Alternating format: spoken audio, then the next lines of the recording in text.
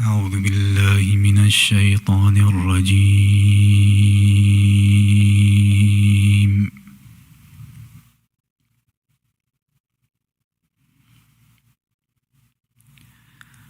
بسم الله الرحمن الرحيم.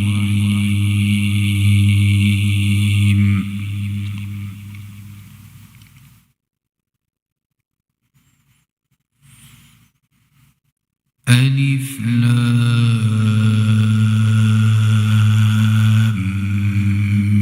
ميم را.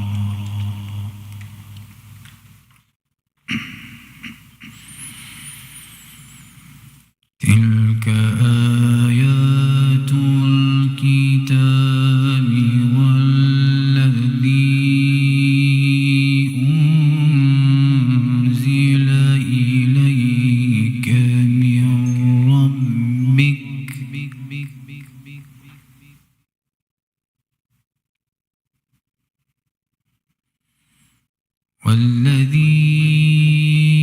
أنزل إليك من ربك الحق ولكن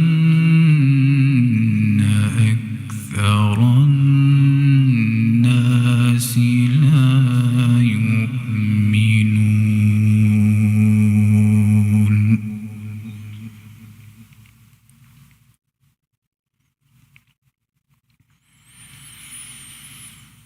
الله الذي رفع السماوات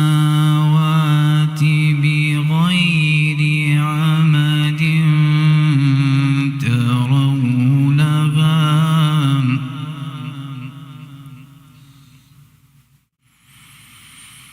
ثم استوى على العرش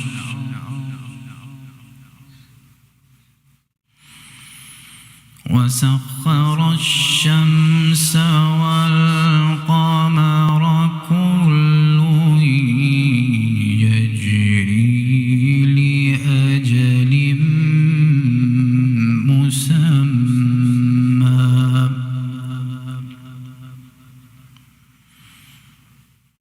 يدبر الأمر يفصل الآيات لعلكم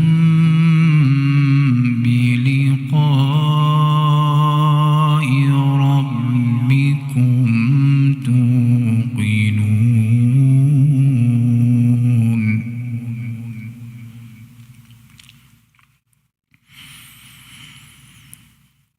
وهو الذي مد الأرض وجعل فيها رواسي وأنهارا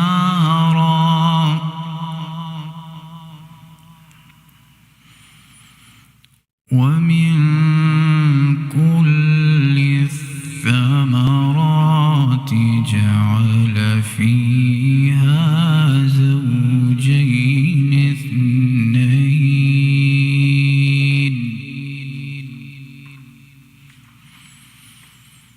يغشي الليل النهار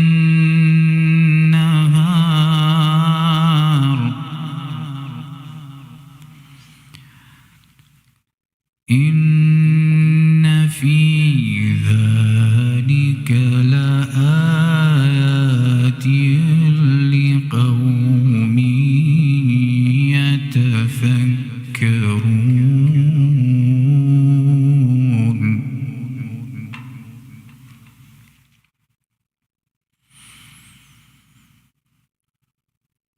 وفي الأرض قطع متجاورات وجنات من أعناب وزرع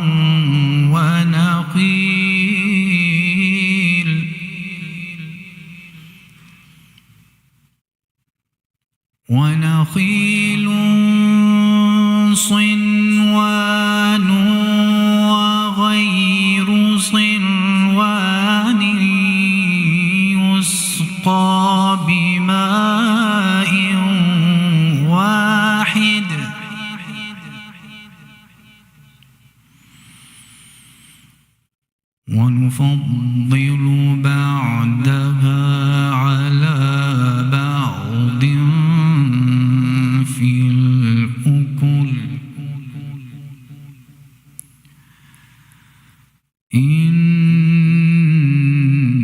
في ذلك لآيات لقوم يعقلون.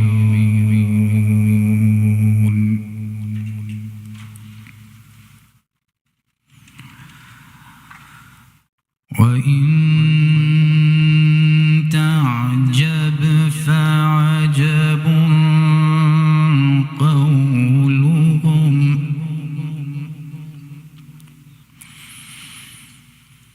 أإذا كنا ترابا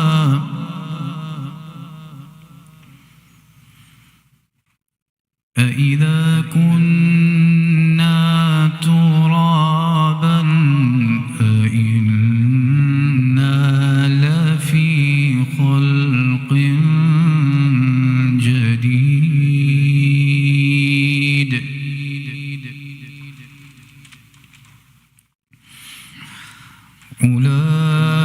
أولئك الذين كفروا بربهم وأولئك الأغلال في أعناقهم وأولئك أصحاب النار.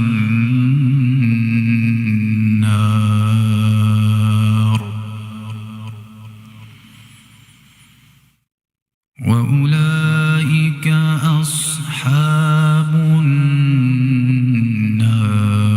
هم فيها خالدون.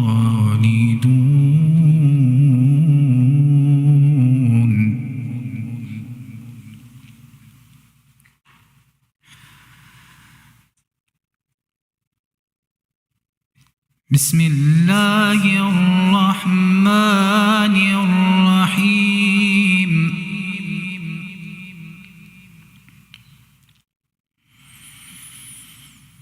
إنا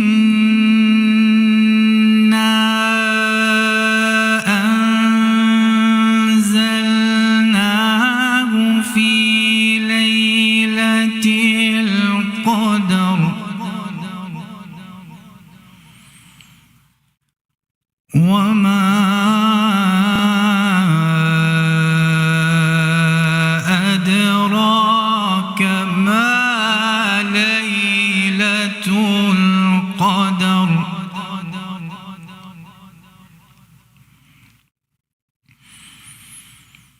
ليلة القدر خير من 1000 شهر.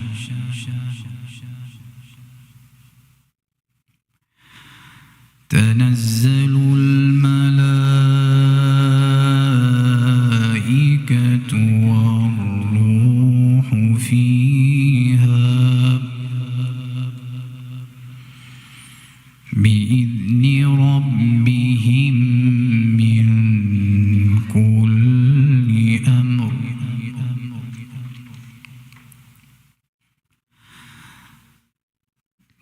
ليلة القدر خير من 1000 شهر. تنزل الملائكة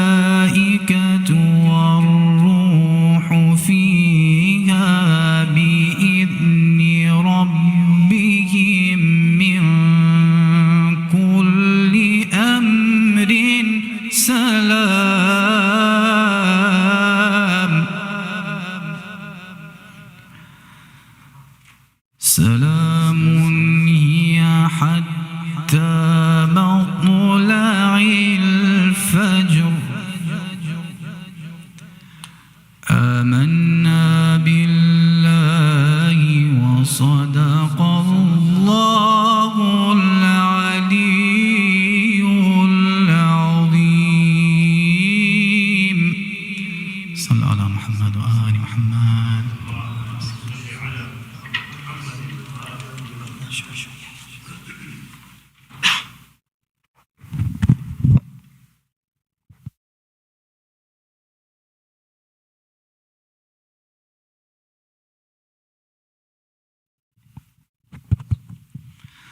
سبحان ربك رب العزة عما يصفون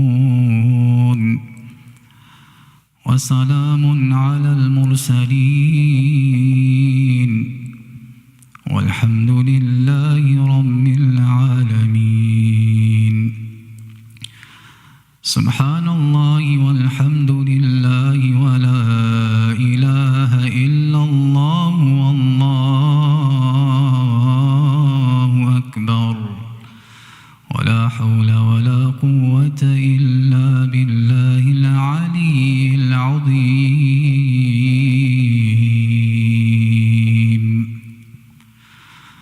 الله أكبر الله أكبر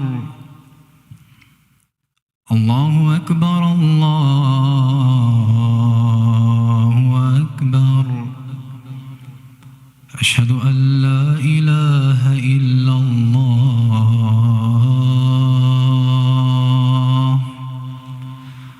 أشهد أن لا إله إلا الله. وعليكم السلام.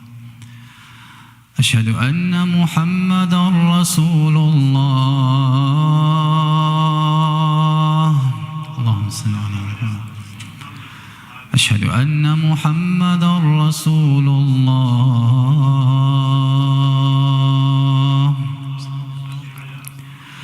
أشهد أن عليًا ولي الله. أشهد أن عليًا حجة الله.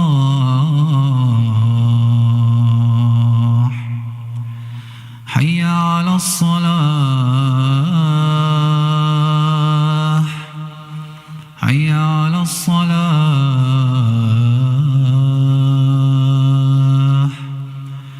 حي على الفلاح.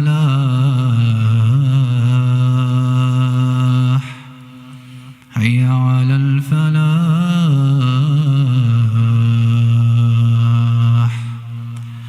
حي على خير العمل. حي على خير العمل. الله أكبر الله أكبر. لا إله إلا الله. لا إله إلا الله. إن الله وملائكته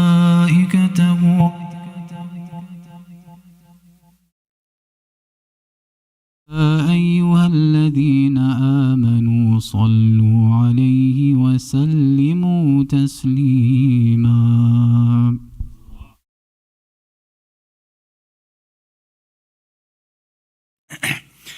أعوذ بالله السميع العليم من الشيطان اللعين الرجيم. بسم الله الرحمن الرحيم.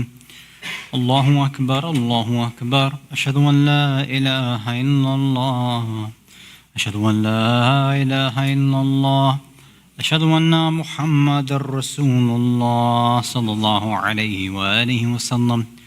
أشهد أن محمد رسول الله صلى الله عليه وآله وسلم وأن عليا ولي الله عليه الصلاة والسلام. حي على الصلاة. حي على الصلاة. حي على الفلاح. حي على الفلاح. حي على خير العمل. حي على خير العمل. قد قامت الصلاة. قد قامت الصلاة. الله أكبر الله أكبر. لا إله إلا الله. استغفر الله من كل ذنب وأتوب إليه إنه كان توابا. الله أكبر. أعوذ بالله من الشيطان الرجيم. بسم الله الرحمن الرحيم. الحمد لله رب العالمين الرحمن الرحيم مالك يوم الدين إياك نعبد وإياك نستعين اهدنا الصراط المستقيم صراط الذين أنعمت عليهم غير المغضوب عليهم ولا الضالين. بسم الله الرحمن الرحيم. إنا أعطيناك الكوثر فصل لربك وانحر إن شانئك هو الأبتر. الله أكبر. سبحان الله سبحان الله سبحان الله سبحان ربي العظيم وبحمده سمع له لمن حمده. الله أكبر. سبحان الله سبحان الله سبحان الله سبحان ربي الأعلى وبحمده. الله أكبر. أستغفر الله ربي وأتوب إليه. الله أكبر. سبحان ربي الأعلى وبحمده. سبحان الله سبحان الله سبحان الله. الله أكبر. بحول الله وقوته أقوم وأقعد وأركع وأسجد. بسم الله الرحمن الرحيم. الحمد لله رب العالمين الرحمن الرحيم مالك يوم الدين إياك نعبد وإياك نستعين اهدنا الصراط المستقيم صراط الذين أنعمت عليهم غير المغضوب عليهم ولا الضالين.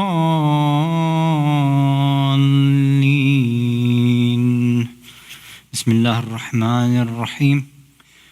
قل هو الله أحد الله الصمد لم يلد ولم يولد ولم يكن له كفوا أحد. ذلك الله ربنا. الله أكبر. ربنا آتنا في الدنيا حسنة وفي الآخرة حسنة وقنا عذاب النار. الله أكبر.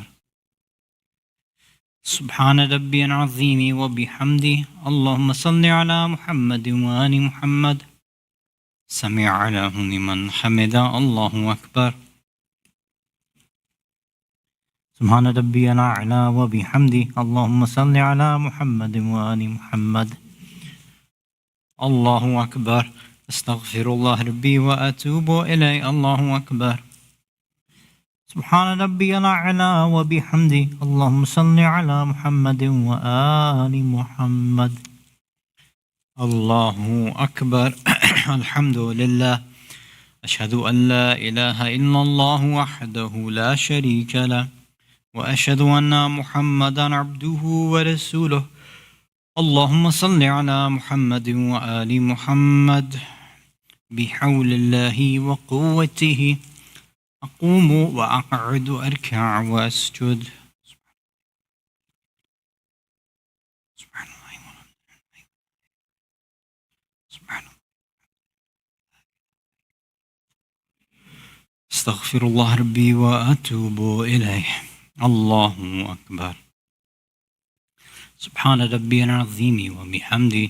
اللهم صل على محمد وآل محمد وعجل فرجهم. سمع له لمن حمد. الله أكبر. سبحان ربي الأعلى وبحمده. اللهم صل على محمد وآل محمد. الله أكبر. استغفر الله ربي وأتوب إليه. الله أكبر. سبحان ربي الأعلى وبحمده. اللهم صل على محمد وآل محمد وعجل فرجهم. الله أكبر. بسم الله وبالله والحمد لله. أشهد أن لا إله إلا الله وحده لا شريك له وأشهد أن محمدا عبده ورسوله. اللهم صل على محمد وآل محمد. السلام عليك أيها النبي ورحمة الله وبركاته.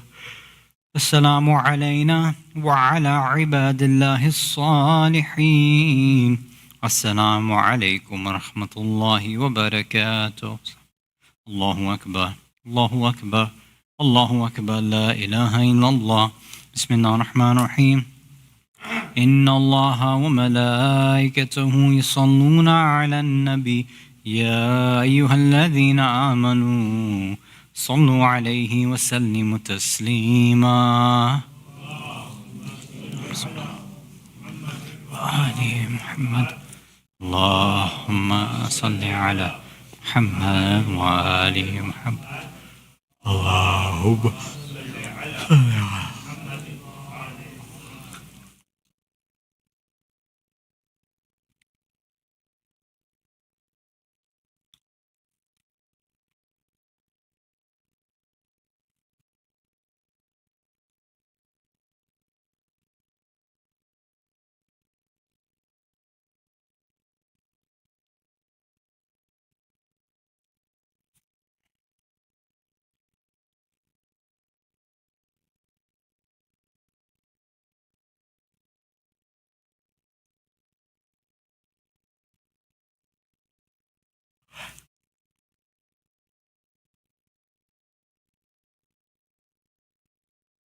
لا إله إلا الله. بسم الله الرحمن الرحيم. أستغفر الله الذي لا إله إلا هو الحي القيوم ذو الجلال والإكرام وأتوب إليه. أستغفر الله الذي لا إله إلا هو الحي القيوم ذو الجلال والإكرام وأتوب إليه. أستغفر الله الذي لا إله إلا هو الحي القيوم ذو الجلال والإكرام وأتوب إليه.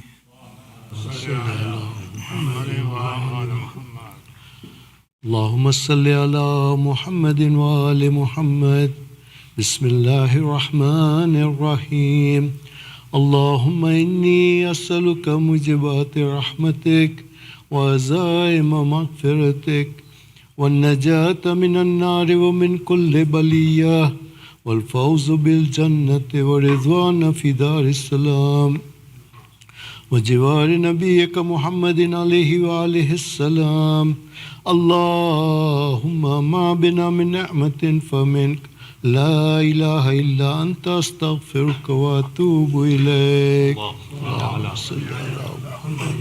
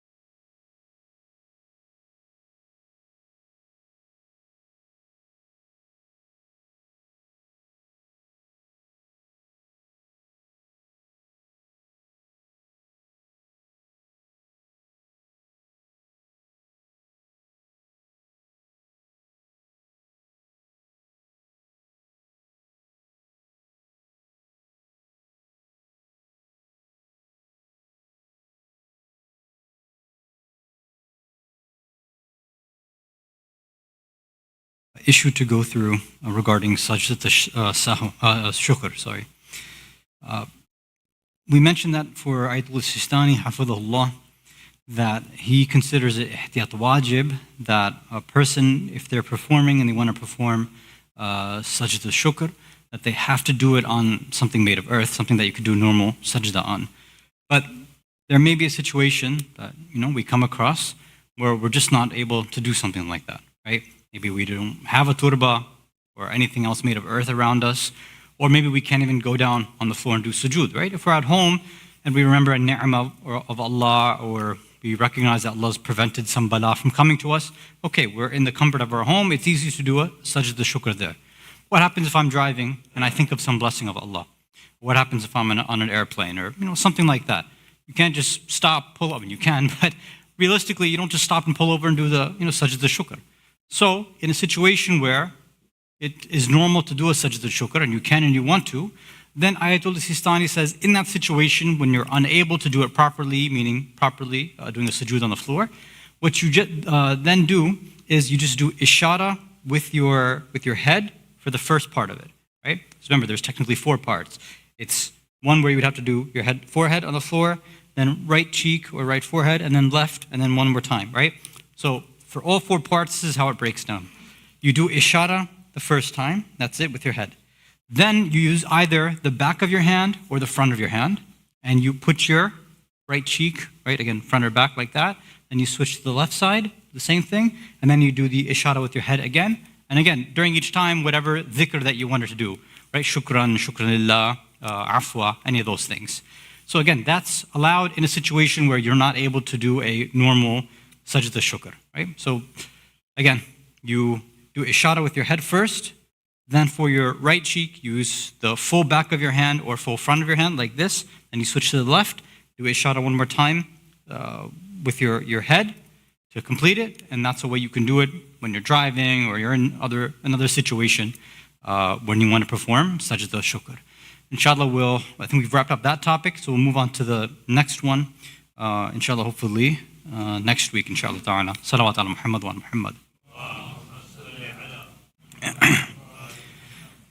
أعوذ بالله السميع العليم من الشيطان اللعين الرجيم بسم الله الرحمن الرحيم الله أكبر الله أكبر أشهد أن لا إله إلا الله أشهد أن لا إله إلا الله أشهد أن محمد رسول الله صلى الله عليه وآله وسلم أشهد أن محمد رسول الله صلى الله عليه وآله وسلم وأن عليا حجة الله صلوات وسلامه عليه حي على الصلاة حي على الصلاة حي على الفلاح حي على الفلاح حي على خير العمل حي على خير العمل قد قامت الصلاة قد قامت الصلاة الله أكبر لا إله إلا الله استغفر الله ربي إنه كان توابا الله أكبر أعوذ بالله من الشيطان الرجيم بسم الله الرحمن الرحيم الحمد لله رب العالمين الرحمن الرحيم مالك يوم الدين إياك نعبد وإياك نستعين اهدنا الصراط المستقيم صراط الذين أنعمت عليهم غير المغضوب عليهم ولا الضالين بسم الله الرحمن الرحيم والعصر إن الإنسان لفي خسر إلا الذين آمنوا وعملوا الصالحات وتواصوا بالحق وتواصوا بالصبر الله أكبر سبحان ربي العظيم وبحمده اللهم صل على محمد وآل محمد سميع له لمن حمده الله أكبر سبحان ربي الأعلى وبحمده اللهم صل على محمد وآل محمد الله أكبر استغفر الله ربي وأتوب إليه الله أكبر سبحان ربي الأعلى وبحمده اللهم صل على محمد وآل محمد الله أكبر بحول الله وقوته يقوم وأقعد وأركع وأسجد بسم الله الرحمن الرحيم الحمد لله رب العالمين الرحمن الرحيم مالك يوم الدين إياك نعبد وإياك نستعين اهدنا الصراط المستقيم صراط الذين أنعمت عليهم غير المغضوب عليهم ولا الضالين. بسم الله الرحمن الرحيم.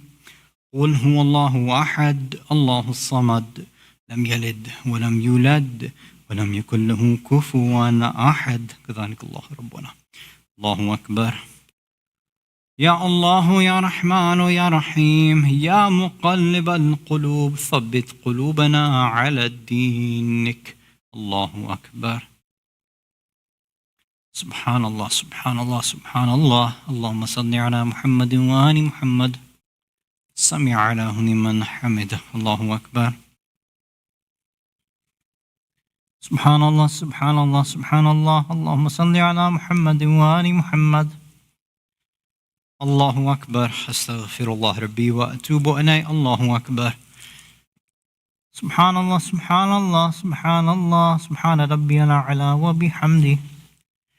الله أكبر. الحمد لله. أشهد أن لا إله إلا الله وحده لا شريك له وأشهد أن محمدا عبده ورسوله. اللهم صل على محمد وآل محمد. بحول الله وقوته أقوم وأقعد وأركع وأسجد. سبحان الله والحمد لله ولا إله. استغفر الله ربي وأتوب إليه. الله أكبر. سبحان ربي العظيم وبحمده. سبحان الله سبحان الله سبحان الله. سمع له لمن حمده. الله أكبر. سبحان ربي الأعلى وبحمده. سبحان الله سبحان الله سبحان الله. الله أكبر. أستغفر الله ربي وأتوب إليه. الله أكبر. سبحان الله سبحان الله سبحان الله. اللهم صل على محمد وآل محمد. الله أكبر. بحول الله وقوته أقوم وأقعد وأركع وأسجد. سبحان الله والحمد لله ولا إله. سبحان الله سبحان الله. استغفر الله ربي وأتوب إليه. الله أكبر. سبحان ربي العظيم وبحمده. سبحان الله سبحان الله سبحان الله. سمع له لمن حمده. الله أكبر. سبحان ربي الأعلى وبحمده. اللهم صل على محمد وآل محمد. الله أكبر. أستغفر الله ربي وأتوب إليه. الله أكبر. سبحان ربي الأعلى وبحمده. سبحان ربي الأعلى وبحمده. سبحان ربي الأعلى وبحمده. اللهم صل على محمد وآل محمد وعجل فرجهم. الله أكبر. بسم الله وبالله والحمد لله.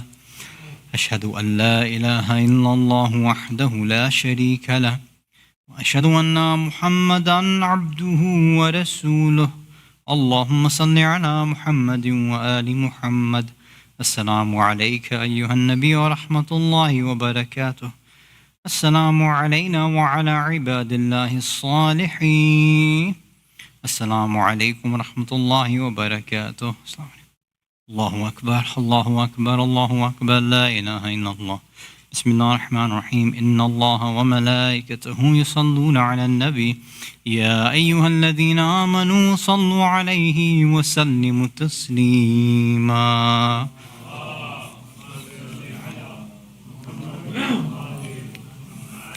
اللهم صل على محمد وآل محمد. اللهم صل على محمد ومحمد.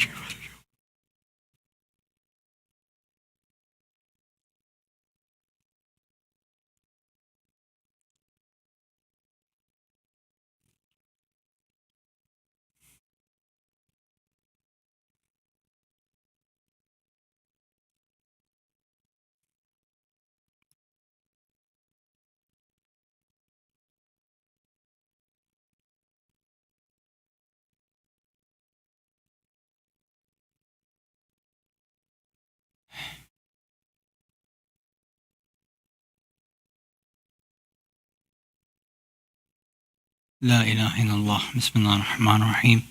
أستغفر الله الذي لا إله إلا هو الحي القيوم ذو الجلال والإكرام وأتوب إليه. أستغفر الله الذي لا إله إلا هو الحي القيوم ذو الجلال والإكرام وأتوب إليه. أستغفر الله الذي لا إله إلا هو الحي القيوم ذو الجلال والإكرام وأتوب إليه.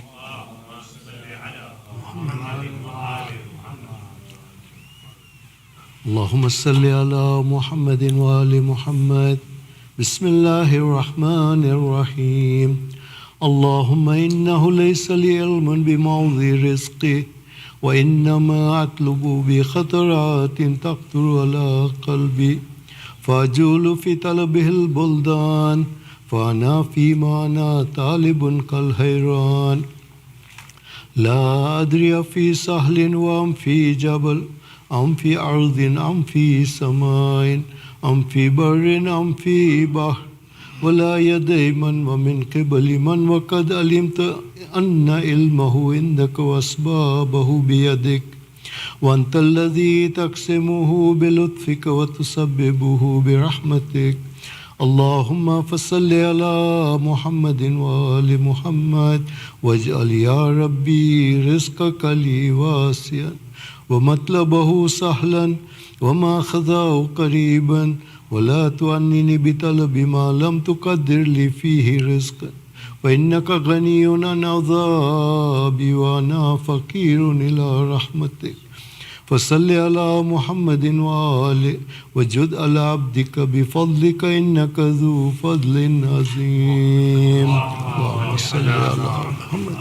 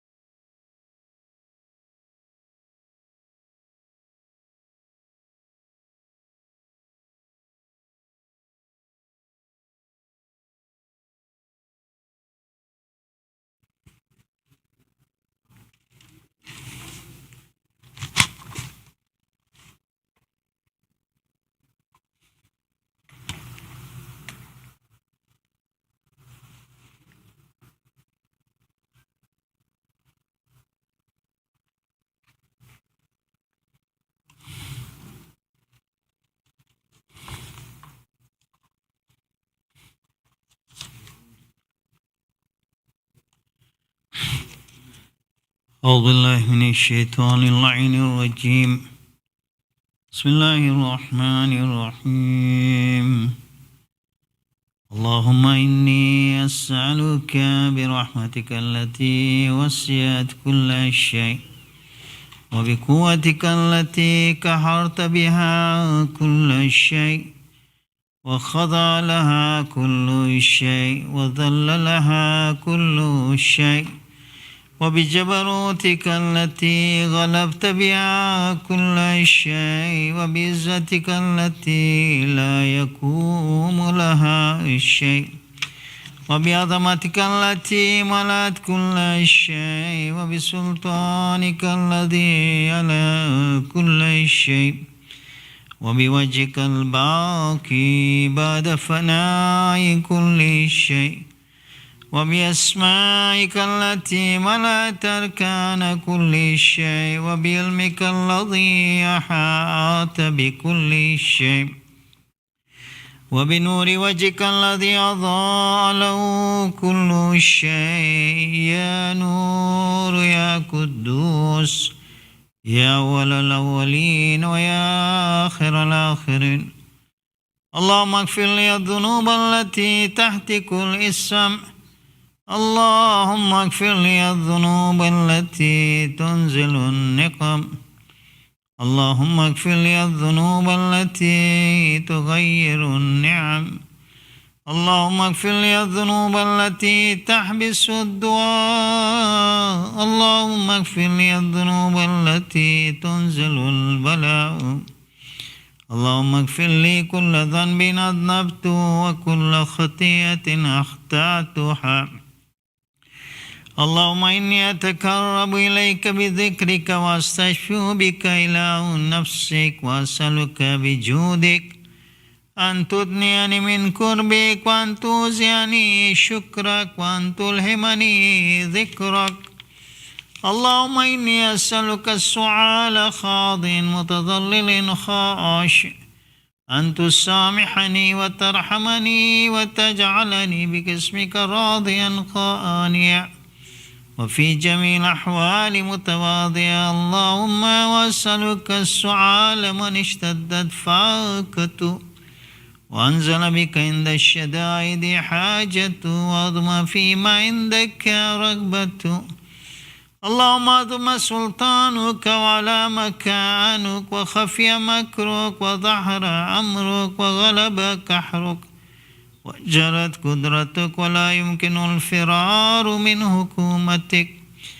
اللهم لا أجد لذنوبي غافرا ولا لكبائري ساترا ولا لشيء من عملي الكبير الحسن مبدلا غيرك. لا إله إلا أنت سبحانك وبحمدك. ظلمت نفسي وتجرأت بجهلي وسكنت إلى قديم ذكرك لي ومنك علي. اللهم مولاي كم من كبير سترت وكم من فادي من البلاء أكلت وكم من إثار وكيت وكم من مكروه دفعت وكم من صناع جميل لست أهلا لو نشرت.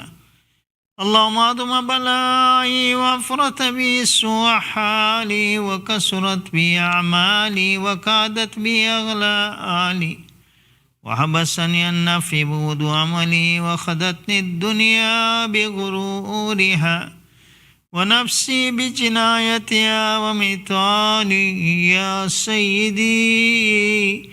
فأسألك بعزتك أن لا يحجب عنك دعائي سوء عملي وفعالي ولا تفزعني بخفي ما اطلعت عليه من سري ولا تعجلني بالعقوبة على ما عملت في خلواتي من سوء فعلي وإساءتي ودوام تفريطي وجهالتي وكثرة شهواتي وغفلتي.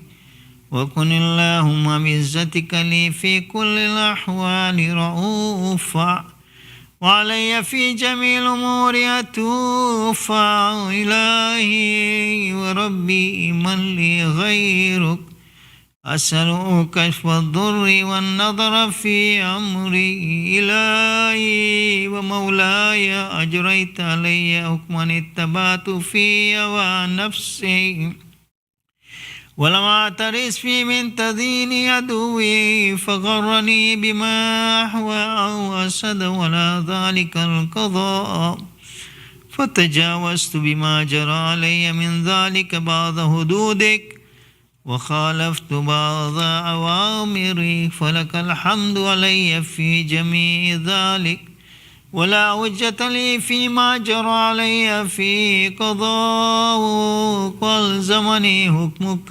وبلاءك. وقد أتيتك يا إلهي بعد تقصيري وإسرافي على نفسي معتذرا نادما منكسرا مستقيلا مستغفرا منيبا مقرا مذعنا معترفا لا أجد مفرا مما كان مني ولا مفضلا أتوجه إليه في أمري غير قبولك عذري وإدخالك إياي في سعة من رحمتك. اللهم فاقبل عذري وارحم شدة ضري وفكني من شد وثاقي. يا رب ارحم ضعف بدني ورقة جلدي ودقة عظمي.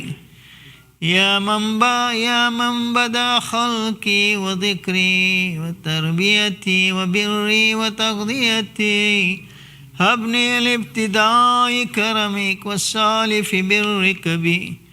يا إلهي والسيدي وربي أتراك معذبي بنارك بعد توحيدك وبعد ما انتوى عليه قلبي من معرفتك ولهج بي لساني من ذكرك واعتقد ضميري من حبك وبعد صدق اعترافي ودعائي خاضعا لربوبيتك هيهات أنت أكرم من أن تزيع من ربيت أو تبعد من أدنيت أو تشرد من آويت أو تسلم إلى البلاء من كفيته ورحمت.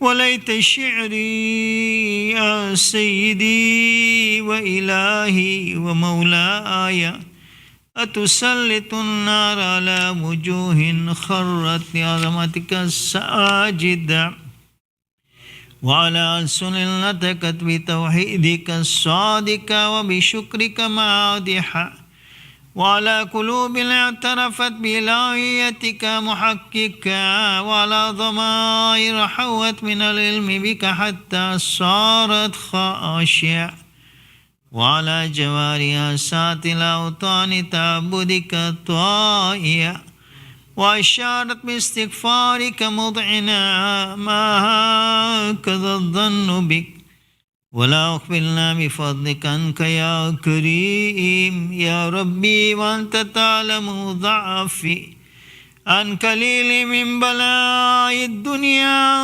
وعقوباتها وما يجري فيها من المكاره على أهلها ألا أن ذلك بلاء ومكروه قليل مكثوه يسير بقاء كثير مدته فكيف احتمالي لبلاء الآخرة وجليل وقوع المكاره فيها وهو بلاء تطول مدته ويدوم مقامه ولا يخفف عن أهله لأنه لا يكون إلا عن غضبك وانتقامك وسخطك وهذا ما لا تقوم له السماوات والأرض.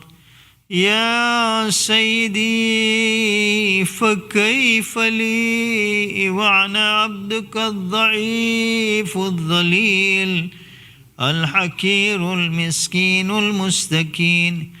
يا إلهي وربي وسيدي ومولاي لأي الأمور إليك أشكو ولما منها ضج وأبكي لأليم العذاب والشدة أم لطول البلاء ومدتي فلئن سيرتني للعقوبات مع أعدائك وجمعت بيني وبين أهل بلائك وفرقت بيني وبين أحبائك وأوليائك فابني يا إلهي والسيدي ومولاي وربي صبرت على عذابك فكيف أصبر على فراقك وحبني صبرت على حر نارك فكيف أصبر عن النظر إلى كرامتك أم كيف أسكن في النار ورجائي يفك فبعزتك يا سيدي ومولاي أقسم صادقا لئن تركتني نآتك لأضيجن إليك بين أهلها ضجيج العاملين ولا أصرخن إليك صراخ المستصرخين ولا أبكين عليك بكاء الفاقدين ولو نادين لك إن كنت يا ولي المؤمنين يا غاية أعمال العارفين يا غياث المستغيثين يا حبيب قلوب الصادقين ويا إله العالمين أفتراك سبحانك يا إلهي وبحمدك تسمع فيها صوت عبد مسلم سجن بها بمخالفتي وذاك تعمى عذابها بمعصيته وحبس بين أطباقها بجرمي وجريرتي وهو يضج إليك ضجيج معمل لرحمتك ويناديك بلسان أهل توحيدك ويتوسل إليك بربوبيتك يا مولاي فكيف يبكى في العذاب وهو يرجو ما سلف من حلمك أم كيف تؤلم النار وهو يأمل فضلك ورحمتك أم كيف يورك لعيبها وأنت تسمع صوتا وترى مكانا أم كيف يشتمل عليه زفيرها وأنت تعلم ضعفك أم كيف يتكلكل بين أطباقها وأنت تعلم صدق أم كيف تزجر زبانيتها وهو يناديك يا رب أم كيف يرجو فضلك في عتق منها فتترك فيها هيهات ما ذلك الظن بك ولا المعروف من فضلك ولا مشبه لما عملت به الموحدين من برك وإحسانك فباليقين أكتو لولا ما حكمت به من تعذيب جاهدك وقضيت به من إخلاد معانديك لجعلت النار كلها بردا والسلاما وما كان لأحد فيها مقرا ولا مقاما لكنك تقدست أسماؤك أقسمت أن تملأها من الكافرين من الجنة والناس أجمعين وأن تخلد فيها المعاندين وأن تجل ثناؤك قلت مبتدع وتتولت بالإنعام متكرما أفمن كان مؤمنا كمن كان فاسقا لا يستوون إلهي والسيد فأسألك بالقدرة التي قدرتها وبالقضية التي أتمتها وحكمتها وغلبت من علي أجريتها أن تهب لي في هذه الليلة وفي هذه الساعة كل جرم أجرمته وكل ذنب أذنبته وكل كبير أسررته وكل جهل أملته كتمت وأعلنت وأخفيت وأظهرت وكل سيئة أمرت بإثبات الكرام الكاتبين الذين وكلتهم بحفظ ما يكون مني وجعلتهم شهودا علي مع جوارحي وكنت أنت الرقيب علي من ورائهم والشاهد لما خفي عنهم وبرحمتك عفيت وبفضلك سترت وأن توفر حظي من كل خير أنزلت أو إحسان فضلت أو بر نشرت أو رزق بسطت أو ذنب تغفر أو خطأ تستر يا ربي يا ربي يا رب يا إلهي والسيد ومولاي ومالك ركي يا من بيدي ناسيتي يا لمن بذري ومسكنتي يا خبيرا بفقري وفاقتي يا ربي يا ربي يا رب أسألك بحقك وقدسك وعظم صفاتك وأسمائك أن تجعل أوقات من الليل والنهار بذكرك معمورا وبخدمتك موصولا وأعمالي عندك مقبولة حتى تكون أعمالي وأورادي كلها وردا واحدا وحالي في خدمتك سرمدا يا سيدي يا من عليه معولي يا من إليه شكوت أحوالي يا ربي يا ربي يا رب قم على خدمتك جواري واشدد على العزيمة جوانه وعبلي الجد في خشيتك والدوام في الاتصال بخدمتك حتى أسرح إليك في ميادين السابقين وأسرع إليك في المبارزين وأشتاق إلى قربك في المشتاقين وأدنو منك دنو المخلصين وخافك مخافة الموقنين واجتمع في جوارك مع المؤمنين اللهم ومن أرادني بسوء فأعرض ومن كادني فكد واجعلني من أحسن عبيدك نصيبا عندك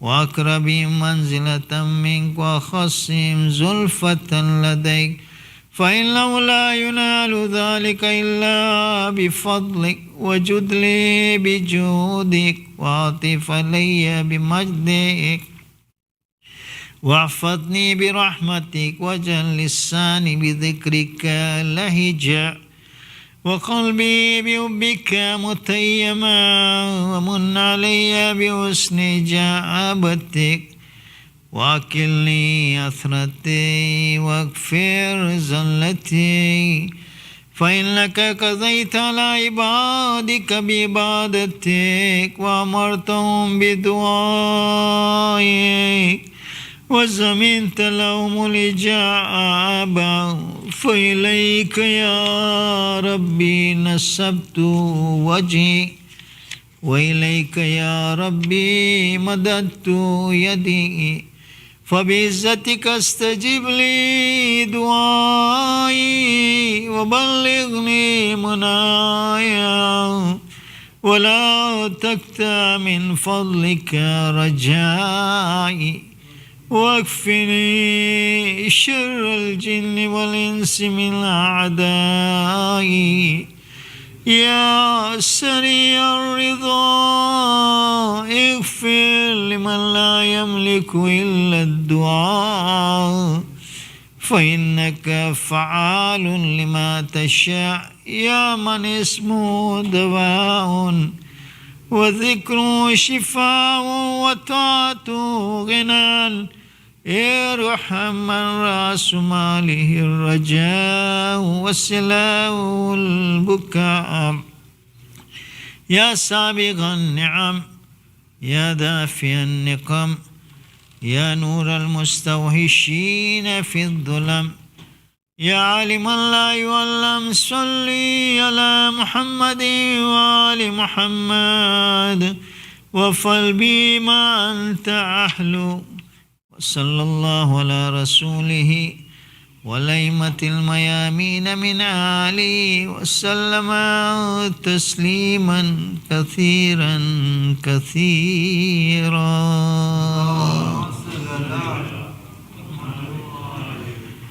رحم الله من قرأ سورة مباركة الفاتحة.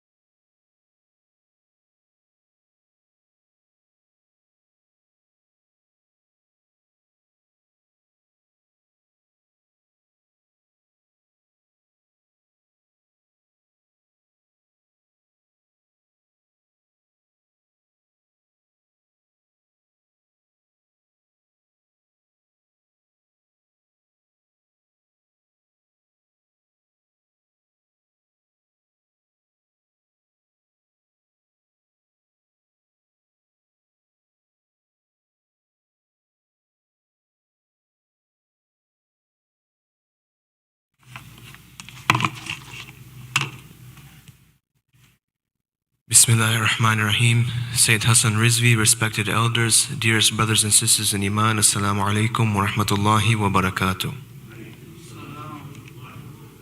Surah Fatiha is requested for all the marhumin listed on the screen as well as all other marhumin. Al-Fatiha.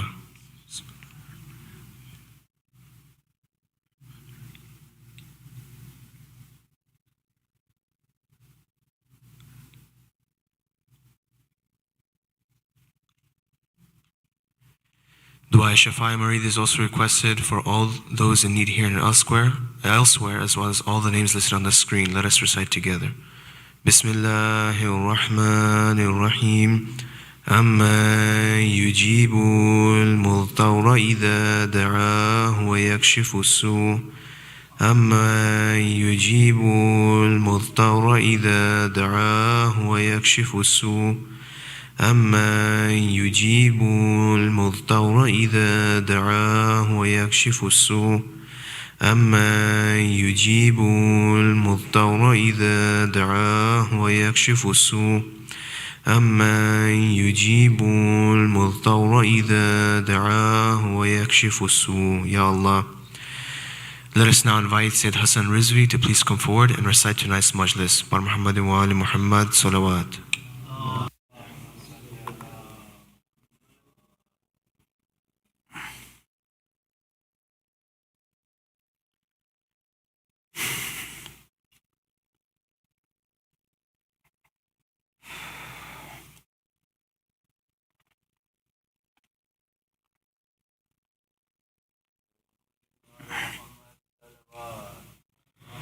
اللهم صل على محمد وآل محمد أعوذ بالله السميع العليم من الشيطان اللعين الرجيم. بسم الله الرحمن الرحيم وبه نستعين لا حول ولا قوة إلا بالله العلي العظيم والحمد لله رب العالمين والصلاة والسلام على أشرف الأنبياء والمرسلين بالقاسم المصطفى محمد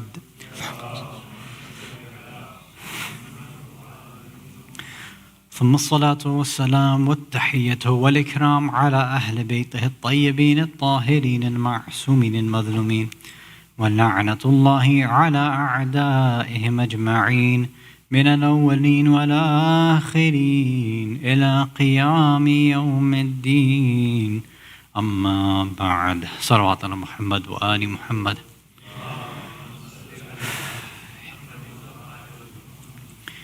Mu'mineen, mu'minat, brothers and sisters in Islam and Iman, Assalamu alaikum wa rahmatullahi wa barakatuh. Last week, we began the biography and story of the grandfather of Rasulullah sallallahu alayhi wa alihi wa sallam, Muhammad wa Abdul Muttalib ibn Hashim. And we talked about how he was one of the most highly respected members and chiefs of Quraysh, how he's been mentioned in many riwayat for his status, and how he'll be raised on the Day of Judgment, nearly, not exactly, but with this haiba, with this adama, the status that is almost as if he was one of the anbiya. We went through his actual name being Shayba and how he got the title Abdul Muttalib, as well as other titles that he was given. We mentioned some of the other things that were mentioned in some of the riwayat. Then we said, okay, let's go through some of the events that took place in his life that basically, as we had done with Qusay, we had done with Hashim, Abdul Manaf, we had done with all the ancestors so far, what exactly did they do to kind of earn their status? And the first one we had talked about was this rediscovering of the well of Zamzam, how it had been cut off and hidden by the tribe of Jurhum, Bani Jurhum. And Abdul Muttalib, in a dream, was pretty much ordered to go in a specific location to dig it up and to now find this again. And this was a big mu'jizah that occurred during his life. So this is one way that he stands out amongst all the other Quraysh. So for tonight, we'll go to now what is arguably the most famous story that I think most people, probably the only reason people do know and remember Abdul Muttalib, right? the story that's even alluded to in the Quran, in Surah Al-Fil. Right? So most of us know the general story of what happened when Abraha, at that time the king of Yemen, attempted to destroy the Kaaba, and how Abdul Muttalib was involved in that event, and although not directly, but indirectly was a protector of the Kaaba. And his story was known by the Arabs continuously, and it's something that Surah Al-Fil was there to serve as a reminder for the Arabs of that time when Islam was being preached. So let's begin by looking at Surah Al-Fil and see the shortened form of the story. After we do that, then we'll try to go through some of the details that normally you're not going to find in the normal conversations and reports about this. So, Bismillah ar-Rahman ar-Rahim. Alam tara kayfa fa'ala rabbuka bi ashabil fil. Have you not seen or thought about how your Rabb has dealt with ashabul fil? Meaning, specifically, the Abraha's army. That's what's being referred to here.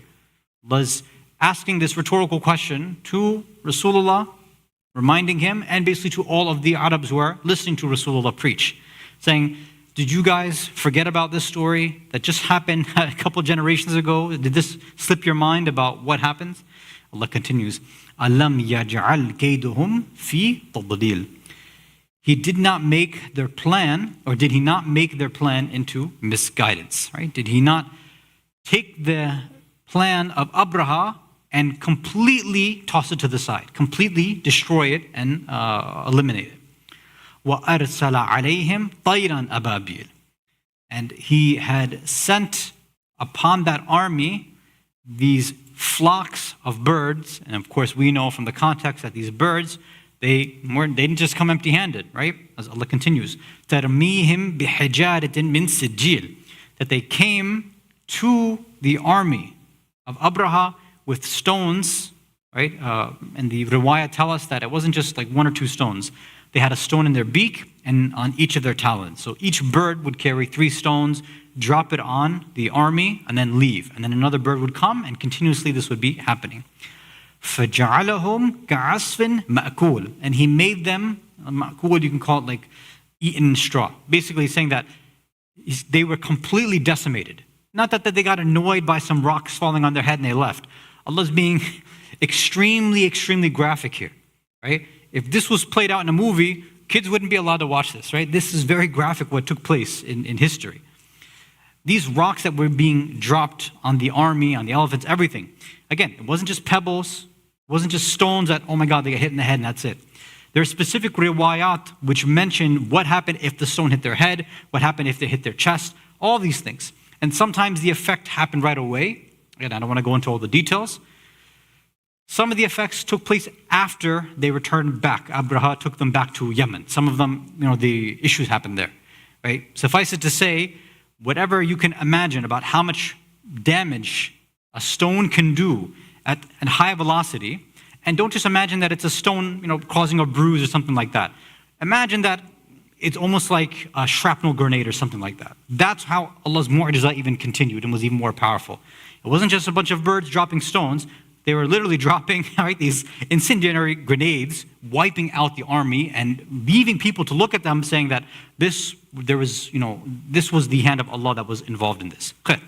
So this is what is being reminded to the Arabs, to Rasulullah, right? To tell Rasulullah, look, don't think that you are left alone in this. Allah is the Lord of the Kaaba and He protected that. In the same way, He's here to protect you and the mission as well. So yes, your family, the Quraysh, the Mushrikeen, the Kuffar, they will fight you. They will try their best to stop you from preaching Islam. But don't worry, that same Rabb which protected the Kaaba, and with this mu'jiza, that same Rabb of yours is protecting you right now as well. And it was a reminder to the Arabs that if you will go against the divine plan, if you're on the wrong side of history, this is what can happen to you. When I want to protect something, I'll do so. And I can do so, Allah is saying, in a very, very harsh and gruesome manner. Now, obviously, we don't get all of these details from the surah itself, right? The surah is just giving us a quick summary. We get many more details, one in the books of history, and in our own riwayat as well, too. So what I wanted to do is go through just one of these riwayat, which come from Imam Ja'far as-Sadiq, alayhi salatu wassalam.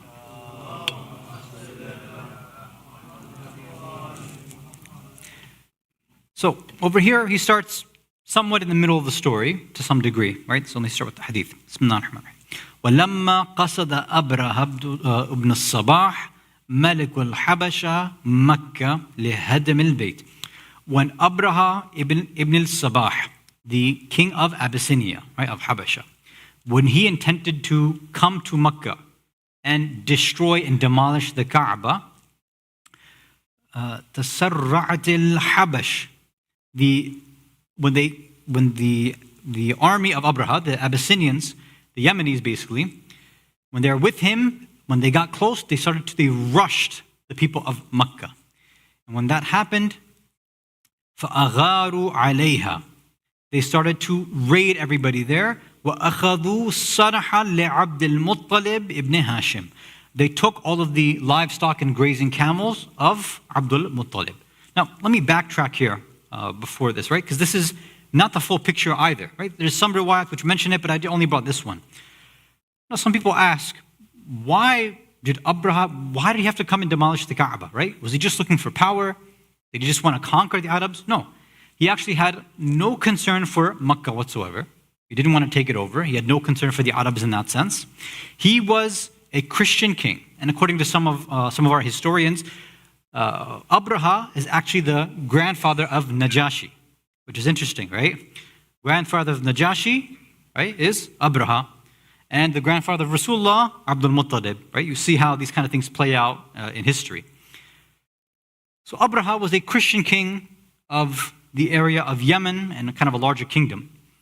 But not everybody in his kingdom saw him as this great religious leader.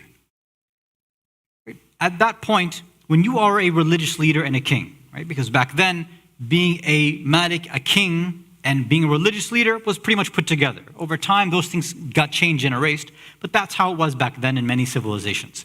Now, in order to have legitimacy, right, if you're a king with a strong army, a lot of money and power, that's great. But you also had to maintain the religious aspect of it too. People had to look for you. The subjects of your kingdom, your citizens, wanted to make sure you were a good Christian or a good Muslim, or there was no Muslim in that sense back then, but whatever religion you were, you had to follow that to the T. Otherwise, you could have been deposed as a king. So it mattered to people. So Abraha got jealous because he saw that no matter what he did, everybody was flocking. All the Arabs would go to the Kaaba. Wherever they were all going over there. He said, look, I need to decentralize them and re-centralize all the religious people over here. I need to bring them to Yemen. I need to bring them to Habasha, my kingdom. This Kaaba, which has its history, and we all know the history, the Arabs then knew the history, pilgrims were coming, and we already mentioned how Hashim had changed the game completely and brought all these trading routes through it. So now, this wasn't just a religiously significant area. This was an economically significant area, which we talked about. So now, there's two problems on both sides for Abraha. Number one was the religious side. All the religious people, whatever they were all going to the Kaaba. He needed to redirect that and try to get it to them. And the second was that he needed more power and money regardless, like any king does. He said, all that money that I should be getting is going to the Kaaba. If I redirect everybody to me, if I build something that either matches the Kaaba or outdoes it, then I'll transfer everybody to me. And the Arabs over there, that whatever religion they have over there, the Quraysh, those Arabs will be finished. So this was his basic intention. He didn't care about land or power or anything like that. It was the economic issue that was worrying him and the religious issue that he wanted people to be focused on him. So what did he try to do? He built a cathedral, which there's different pronunciations for it. It was either called Al-Qalis or Al-Qullays. Right? You can still find the remnants of it in Sana'a in Yemen right now as well too, right? This kind of big open area. So he tried to build this cathedral expecting everybody to come and flock towards it. And yeah, some people of course did in the local area. But when he tried to go out, send ambassadors to say, hey, we got something that outdoes the Kaaba, come check it out. I'm going to leave out some of the details over here, but basically there's a few variations in history about what happened. But let's just say that his little plan didn't work. And I'll give you one version of history, that one individual was so upset from one of these Arab tribes, was so upset that somebody would dare build something to rival the Kaaba. They went to this new fake Kaaba Al-Qalis or Qulais that was built by Abraha. They went to it and let's just say they made it najis, right? I'll let you figure out what I mean by that. When Abraha found out, he was of course livid, he was upset. Rather than respond to the individual who did it or try to figure out some other situation or make it better, whatever it is, he just got upset at the Kaaba, right? If you can't beat him, then destroy him. That was pretty much his logic. If I just wipe out the Kaaba, then they'll have no choice but to come to me and to come to the cathedral that I've built. So this is where he decides, fine, I'm going to send my army, a force like no one has ever seen before, and to wipe out the Kaaba. Salawat ala Muhammad wa ala Muhammad.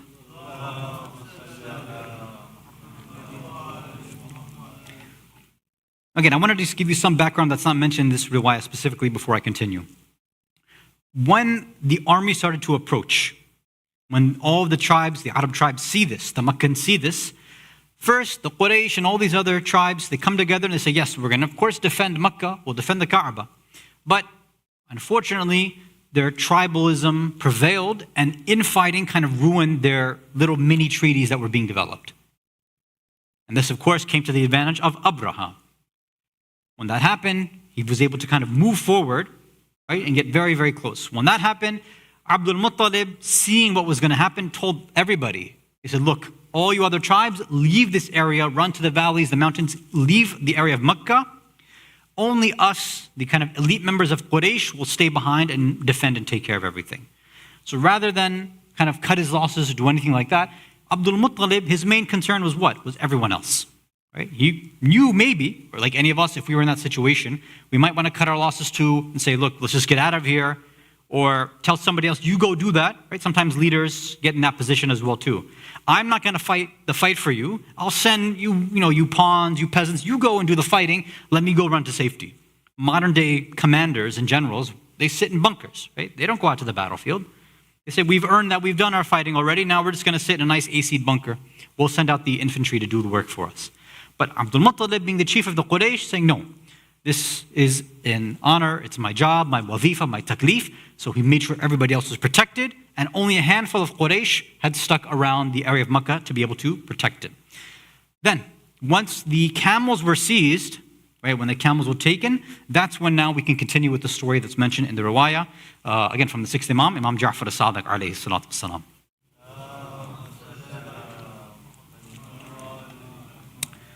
I think we might be low on time, so I think I'm going to skip the Arabic actually, yeah. Abdul Muttalib, yeah, I'll skip the Arabic, I'm just going to read the English translation. Then Abdul Muttalib came to the king and asked for permission to enter.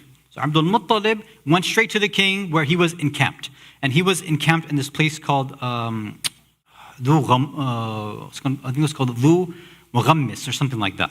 Well, some area like 6 miles outside of Makkah. So he went to his little headquarters, his base, and went to meet with the king directly. And he stopped there. There was a guard there. He asked for permission to enter. And the guard went and told the king. The king allowed him in. Abraha was sitting on his throne, and his throne was covered in silk. Abdul Muttalib greeted him in a very respectful manner. Abraha returned the greeting and then started to examine the face and demeanor of Abdul Muttalib. And internally, he was impressed by his beauty, his appearance, his dignity, right? His husn, his jamal, and his hayba. That's what the hadith says.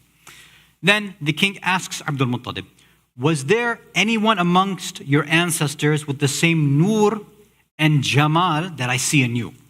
And he says, yes, king, all my ancestors possess this nur, this jamal, and this baha, this light, this beauty, this splendor, right?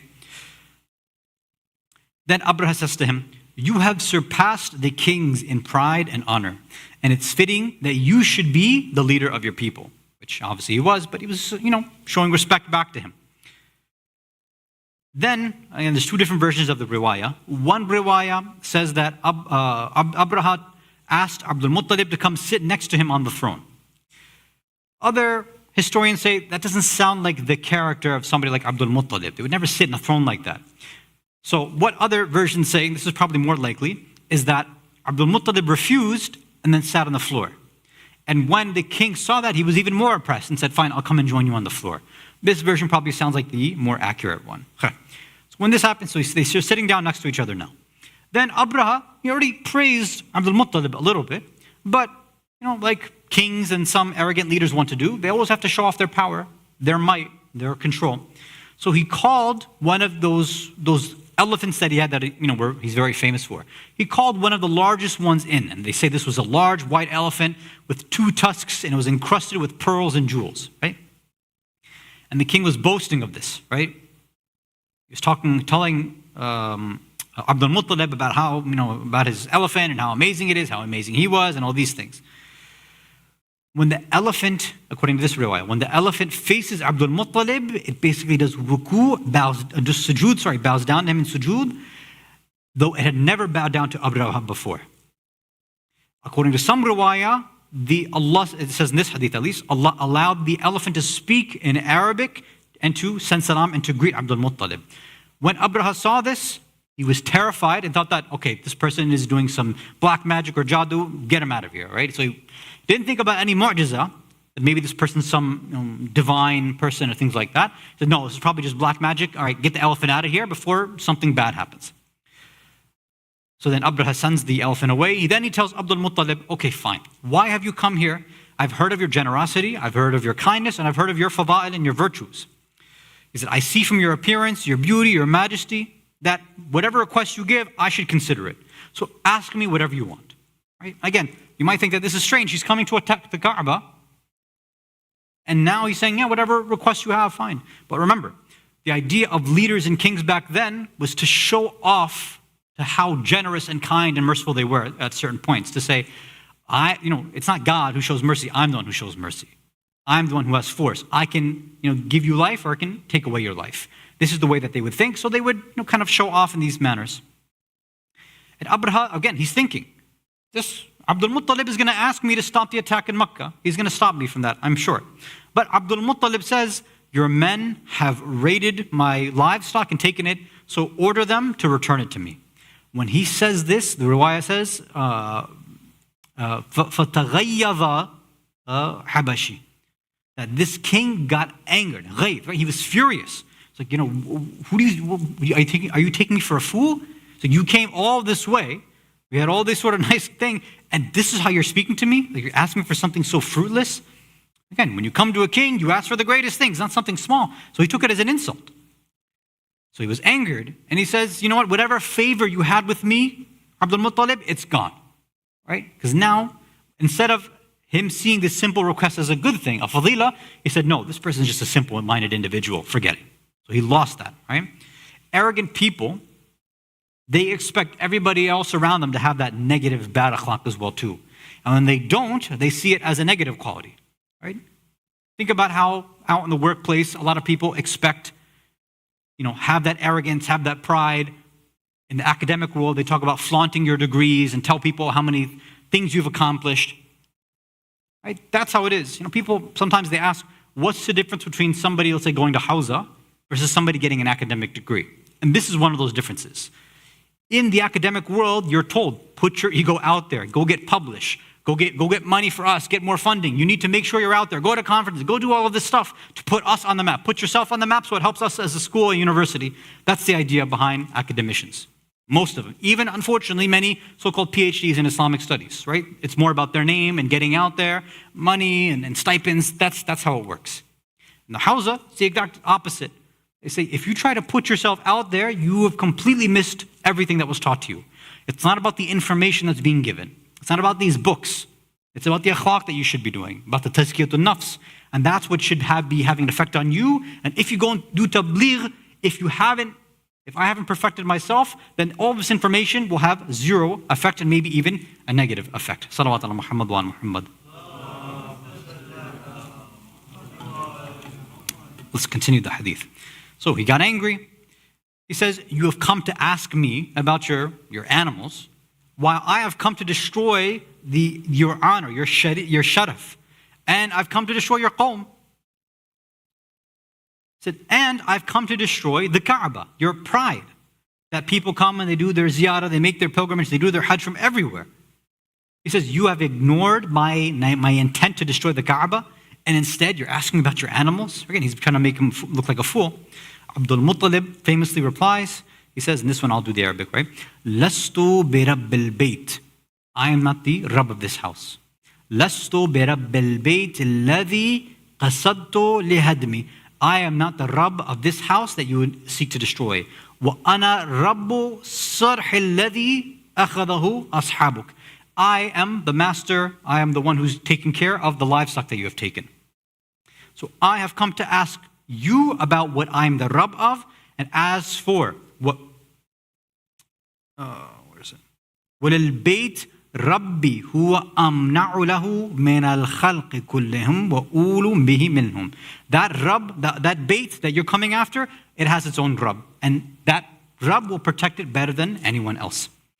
The king, Abraha, replies and says, fine, give him his animals back and go towards the Kaaba now and demolish it.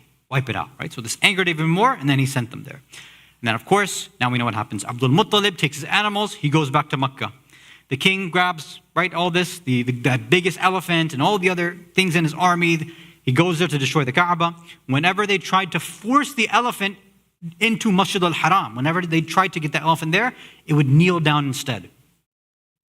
They left it alone and it would run away.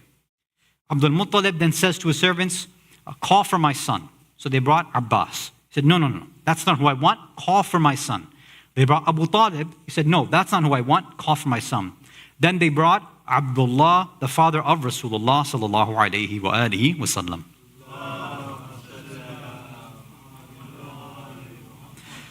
He told Abdullah, Abdul Muttalib tells Abdullah, go my son, go to Mount Abu Qubais, look toward the sea, and tell me what's coming from there. So Abdullah went, he climbed this mountain, he saw this ababil, these flocks of birds coming. He said they were coming like a flood. When this happened, according to riwayat, they came around sunrise. We'll call it around like Fajr time, like a little bit before or after. So they went there. The birds flew to the Kaaba. They did tawaf 7 times.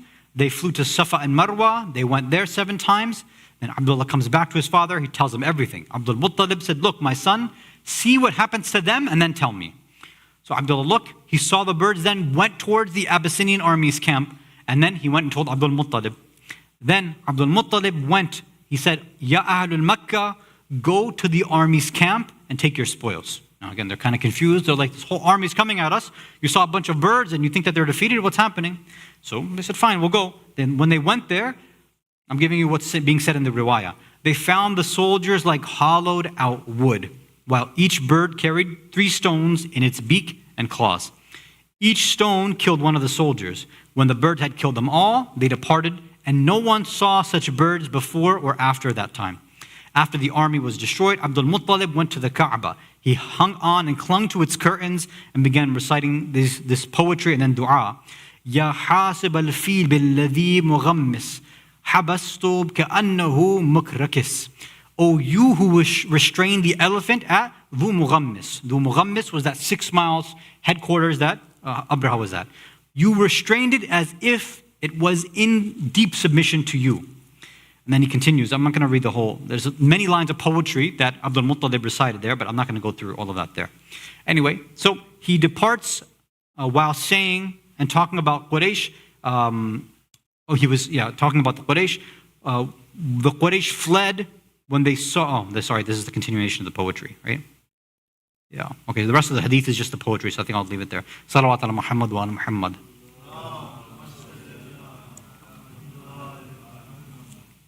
It's very beautiful. I just don't want to take too much time, but the Arabic of it is very, very beautiful, and then of course the translation as well. If anybody's interested, I can send them afterwards. Okay. This is the story with most of the details there. Again, I left out a few things, but there's some interesting points to think about. Abdul Muttalib, right? It seems strange. When you and I are told about trust in Allah, tawakkul, and things like that, what's the famous sort of words we say? You have to tie your camel first, then you trust Allah. Right? Tie your camel, then do tawakkul. Meaning you have to do something about it. If we applied this sort of logic and behavior of Abraha, we would be doing it incorrectly, we think, right? Abraha didn't do anything about the Kaaba. He didn't order anybody to protect it. He said, no, Allah's going to take care of it. That same logic when others try to apply it, right? And say, I'm not going to go out and look for a job, Allah will give me one. I'm not going to go out and look for a spouse, Allah will give me one. I'm not going to go out and do X, Y, Z, Allah will, no. We have been told and condemned in the Quran and riwayat about this. No, you have to put in the effort. Allah's given you an aql, He's given you these limbs. You have to go and use it. And that's where the famous riwayah comes from, right? You tie your camel for safety and then you do tawakkul. So, okay, but what is happening over here?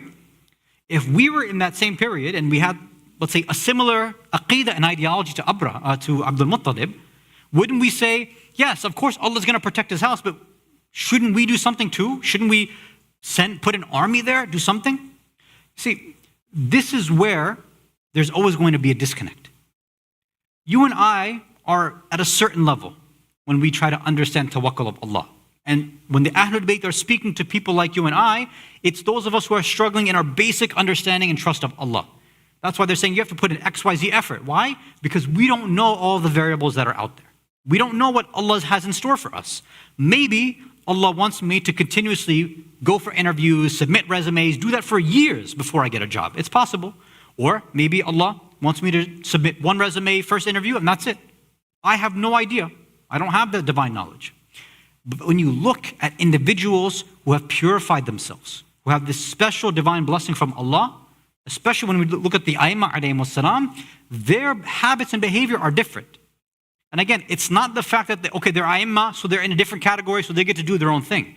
It's that they have achieved a certain level and maqam with Allah, so they are privy to information that you and I would never be privy to, at least at our stage. So that's why, for example, Amir al-Mu'mineen, Ali ibn Abi Talib alayhi salatu wassalam,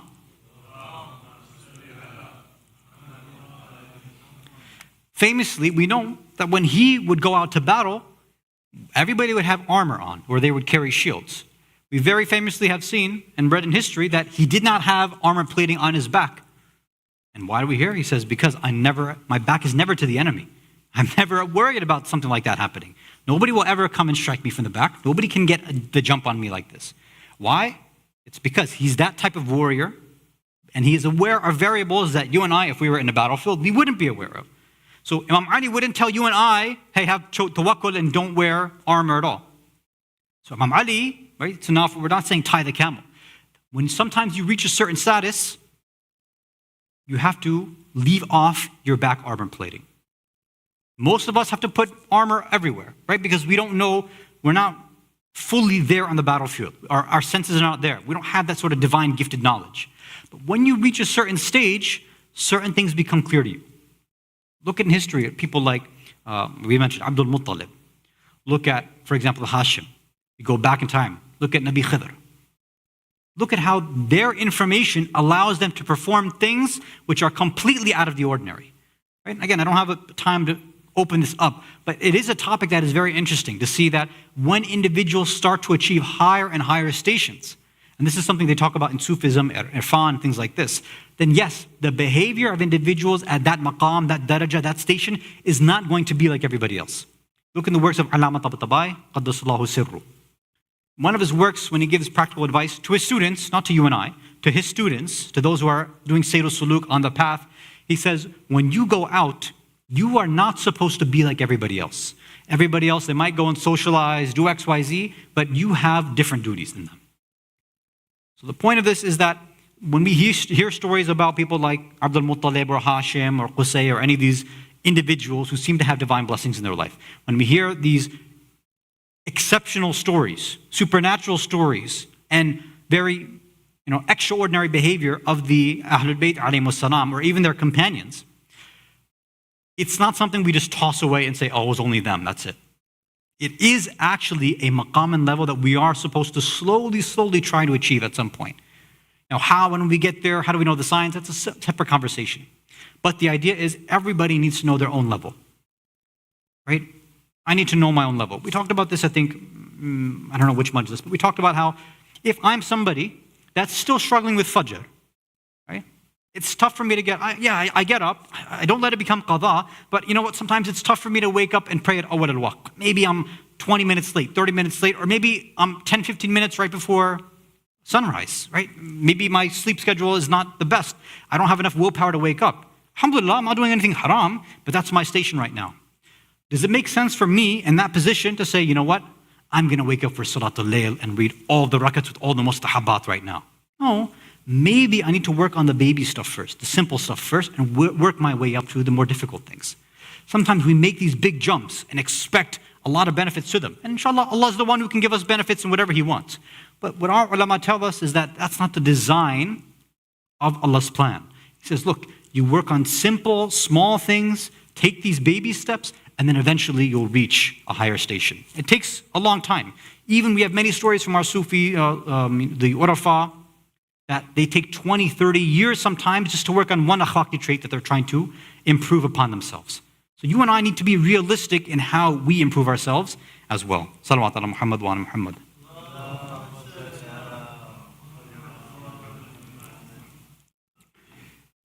The ayam of Azza have ended for us. And although in terms of calendar dates, the ayam have passed, the dua, the khahish, the desire that we all have in our hearts is that, Ya Allah, please, we ask, we beg you to not make this the last series of majalis and azadari that we are alive for and a part of. Let us continue to do this year after year after year, that we remember Imam Hussein and the shuhada as often as possible, especially in these months. We ask, Ya Allah, that when we think about the difficulties of the return of the Ahl Haram as they came back to Medina, imagine how difficult it was for them as they had to leave Karbala after they had been sent away from Sham. They made their stop in Karbala. Imam Sajjad says that I was ordered by my father that we only stay there for 3 days. This is why some say we to this day have the recommendation to never remain in a place like Karbala for more than 3 days because of some of the harsher effects it can have on the nafs. Imagine these women sitting around the graves of their husbands, their brothers, their sons, sitting and waiting at those graves. And 3 days later, now Imam Sajjad has to tell them, let's go. Get up, we have to return back to our homes now. Imagine what is going through the hearts of the women over there. Imagine somebody like Rabab thinking that I left behind my Sakina in Sham, in the Ziddan over there. I'm leaving behind my Hussein and my Asghar over here in Karbala. What do I have to return to when I go back to Medina?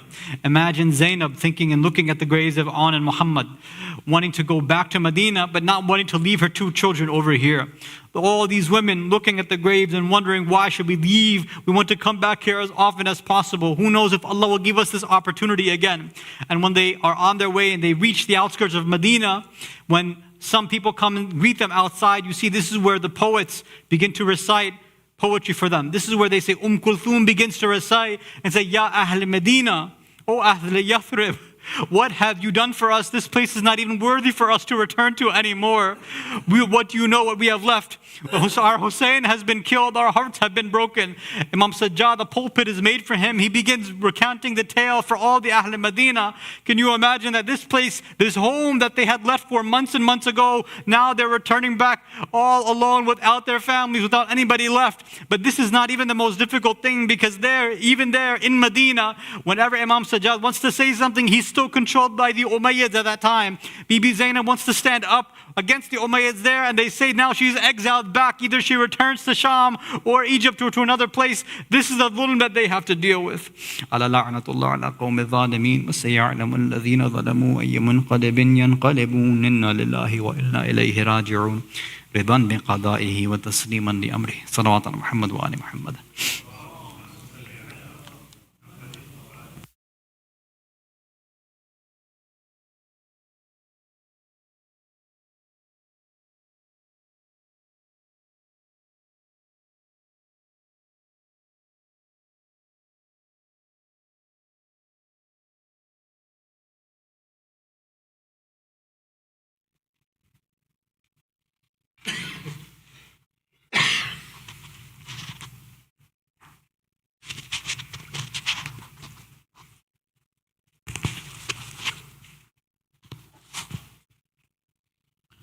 Assalamu alaikum ya Rasulullah. Assalamu alaikum ya Amir al-Mu'mineen. Assalamu alaikum ya Fatimah al-Zahra Sayyidati Nisa'il Alamin. Assalamu alaikum ya Hasan al-Mustaba wa rahmatullahi wa barakatuh. Assalamu alaikum ya Waritha Adama Sifatillah. Assalamu alaikum ya Waritha Nuhin Nabiillah. السلام عليك يا وارث إبراهيم خليل الله. السلام عليك يا وارث موسى كليم الله. السلام عليك يا وارث عيسى روح الله. السلام عليك يا وارث محمد حبيب الله. السلام عليك يا وارث أمير المؤمنين ولي الله. السلام عليك يا ابن محمد المصطفى. السلام عليك يا ابن علي المرتضى. السلام عليك يا ابن فاطمة الزهراء. السلام عليك يا ابن خديجة الكبرى. السلام عليك يا ثار الله وابن ثار والوتر الموتور. أشهد أنك قد أقمت الصلاة وآتيت الزكاة وأمرت بالمعروف ونهيت عن المنكر وأطعت الله ورسوله حتى أتاك اليقين. فلعن الله أمة قتلتك ولعن الله أمة ظلمتك ولعن الله أمة سمعت بذلك فرضيت به. يا مولاي يا أبا عبد الله أشهد أنك كنت نورا في الأسلاب الشامخة والأرحام المطهرة. لم تنجسك الجاهلية بأنجاسها ولم تلبسك من مدلهمات ثيابها. وأشهد أنك من دعائم الدين وأركان المؤمنين. وأشهد أنك الإمام البر التقي الرزي الزكي الحادي المهدي. وأشهد أن الأئمة من ولدك كلمة التقوى وأعلام الهدى والعروة الوثقى والحجة على أهل الدنيا. وأشهد الله وملائكته وأنبياءه ورسله أني بكم مؤمن وبيا بكم موقن بشرائع ديني وخواتيم عملي. وقلبي لقلبكم سلم وأمري لأمركم متبع. صلوات الله عليكم وعلى أرواحكم وعلى أجسادكم وعلى أجسامكم وعلى شاهدكم وعلى غائبكم وعلى ظاهركم وعلى باطنكم. بأبي أنت وأمي يا ابن رسول الله. بأبي أنت وأمي يا أبا عبد الله. زيارة الأكبر الإسلام. السلام عليك يا ابن رسول الله. السلام عليك يا ابن نبي الله. السلام عليك يا ابن أمير المؤمنين. السلام عليك يا ابن الحسين الشهيد. السلام عليك أيها الشهيد. السلام عليك أيها المظلوم وابن المظلوم. لعن الله أمة قتلتك لعن الله أمة ظلمتك ولعن الله أمة سمعت بذلك فرضيت به. زيارة شهداء كربلاء. السلام عليكم يا أولياء الله وأحباء. السلام عليكم يا أصفياء الله وأوداء. السلام عليكم يا أنصار دين الله. السلام عليكم يا أنصار رسول الله. السلام عليكم يا أنصار أمير المؤمنين. السلام عليكم يا أنصار فاطمة سيدة نساء العالمين. السلام عليكم يا أنصار أبي محمد الحسن بن علي الولي الزكي الناصح. السلام عليكم يا أنصار أبي عبد الله. بأبي أنتم وأمي طبتم وطابت الأرض التي فيها دفنتم وفزتم فوزا عظيما. فيا ليتني كنت معكم فأفوز معكم. زيارة أبو الفضل العباس عليه السلام. السلام عليك يا ابن السلام عليك يا أبا الفضل العباس ابن أمير المؤمنين. السلام عليك يا ابن سيد الوسيين. السلام عليك يا ابن أول القوم الإسلام وأقدمهم إيمانا وأقومهم بدين الله وأحوتهم على الإسلام. أشهد لقد نصحت لله ولرسوله ولأخيك فنعم الأخ المواسي. فلعن الله أمة قتلتك ولعن الله أمة ظلمتك ولعن الله أمة استحلت منك المحارم وانتهكت حرمة الإسلام. فنعم الصابر المجاهد المحامي الناصر والأخ الدافع عن أخيه المجيب إلى طاعة ربه الراغب فيما زهد فيه غيره من الثواب الجزيل والثناء الجميل. والحقك الله بدرجة آبائك في جنات النعيم اللهم إني تعرضت لزيارة أوليائك رغبة في ثوابك ورجاء لمغفرتك وجزيل إحسانك، فأسألك أن تصلي على محمد وآله الطاهرين، وأن تجعل رزقي بهم دارا وعيشي بهم قارا وزيارتي بهم مقبولة وحياتي بهم طيبة، وأدرجني إدراج المكرمين، واجعلني ممن ينقلب من زيارتي وشاهد أحبائك مفلحا منجحا قد استوجب غفران الذنوب وستر العيوب وكشف الكروب، إنك أهل التقوى وأهل المغفرة. السلام عليكم ورحمة الله وبركاته. السلام عليكم يا أئمة المسلمين، علي بن الحسين ومحمد بن علي وجعفر بن محمد وموسى بن جعفر وعلي بن موسى ومحمد بن علي وعلي بن محمد والحسن بن علي جميعا ورحمة الله وبركاته. السلام عليك يا حجة الله يا ابن الحسن يا صاحب العصر والزمان. السلام عليك يا خليفة الرحمن. السلام عليك يا شريك القرآن. السلام عليك يا كعبة الإيمان. السلام عليك يا إمام الإنس والجان.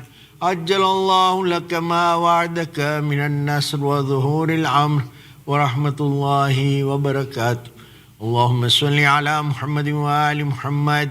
اللهم كن لوليك الحجة ابن الحسن صلواتك عليه وعلى آبائه في هذه الساعة وفي كل ساعة وليا وحافظا وقائدا وناصرا ودليلا وعينا، حتى تسكنه أرضك طوعا وتمتعه فيها طويلا.